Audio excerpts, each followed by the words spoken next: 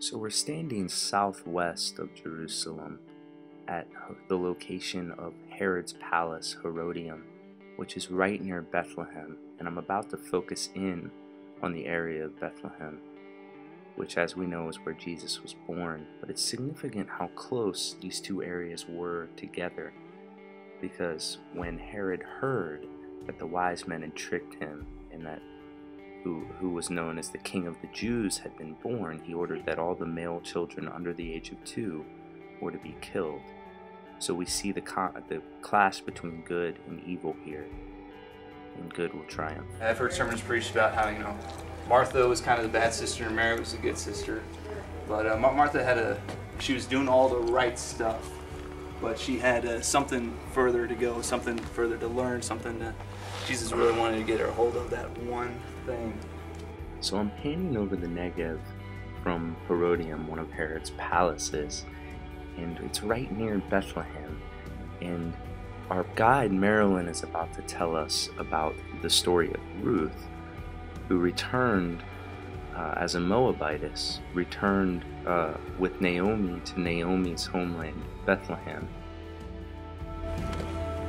So here she is gleaning away, and Boaz graciously says that she will be protected as long, just stay with my people, they'll watch out for you. Don't go anywhere else, because foreigners are considered fair game.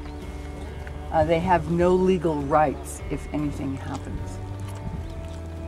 And Boaz is extraordinary in that when it comes lunchtime, it says that he serves her. That is so non-traditional. He just broke every rule in the book by serving a woman. It just does not happen. And then it turns out when she goes home that she finds out from her mother-in-law that the guy is actually a distant relative of her dead husband. And so she sends Ruth off with instructions on how she's to conduct herself. Ruth comes out here while Boaz is watching over everything they've harvested so no one steals it. And then there are various theories about what does it mean that she uncovered his feet. Was she doing something really racy? Or did she simply take the blanket off his feet, and like me, you would wake up with cold feet? We don't know, okay? So who knows? But anyway, he wakes up and she explains that that he could be a kinsman redeemer. And this is one of the most important concepts, actually, besides covenant in the Old Testament, this idea of kinsman redeemer. To redeem somebody means to buy them out of debt and possible slavery. And they're not in a position to help themselves. And the only one who can help is someone who is related. You can't have a compassionate outsider help. You have to be related. And so he's the one who's related. There's another one even closer. He's given sort of first dibs. And the other man refuses to be the kinsman redeemer. And there's a reason. The kinsman redeemer gets nothing out of it. So why did Jesus have to be a human being? And I couldn't find one person that could give me an answer. The answer is he had to be related. He had to be related. And by being related, he is able to perform that function for us, to save us out of slavery. We're helpless. What does he get out of it? Well, us. But that's no great shakes, So it's an amazing story of the grace that you see in that story of Ruth. Stars and Books Cafe. We're at the city of Bethlehem, and this right here is the Church of the Nativity. And the city was really small. I mean, it was only about 300 square yards. So imagine 3 football fields put side by side. It's about how big the city was. So we're entering into the Church of the Nativity.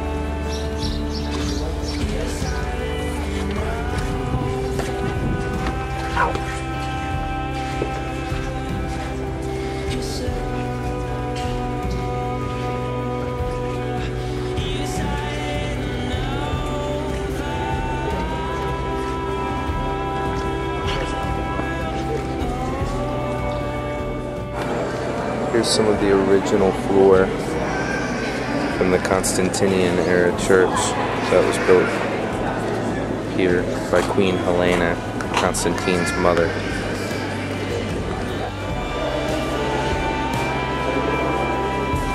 Inside the Church of the Nativity.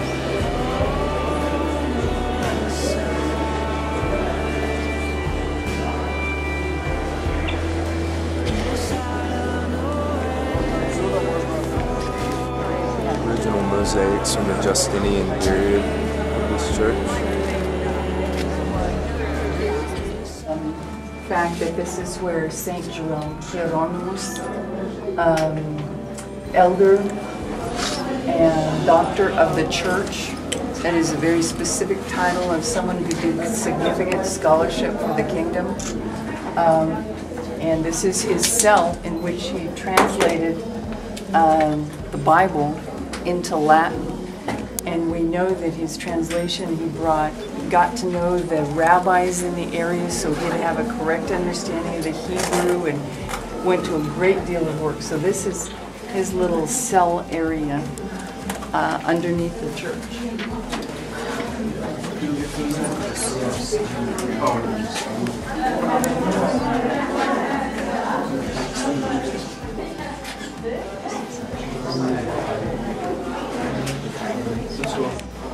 A modern stained glass window commemorating that Jerome was led by God in his translation of the Latin Vulgate. So we're in the Valley of Elah. This is the stream bed where David picked up the 5 smooth stones to slay Goliath. So it's in this valley, the Elah Valley, where David killed Goliath with a smooth stone. It's right in this general area. And after he slew Goliath, the Israelites followed the Philistines, routed them into this area right here. You see where the valley kind of slims down into a choke point? And so the Lord provided a way for the Israelites to overtake the Philistines. We're standing at the location of Lachish, and in Micah 1:13 it says that in Lachish were found the transgressions of Israel. A temple to the sun god was found here that dates to around the time of the Babylonian exile. And again, I'm reminded of the idea that without purity of heart there is no victory. And if we're not turning to the Lord and maintaining our relationship with God and turning to other things, we will face punishment. So here's a tomb at Horvat Midrash, and you can see it's a tomb with a rolling stone. So we believe this is what Jesus' tomb would have looked like, and the stone was rolled away. See that it's still rolled away, and the tomb is empty. There's nothing in the tomb. It's kind of a powerful image for the resurrection of Christ.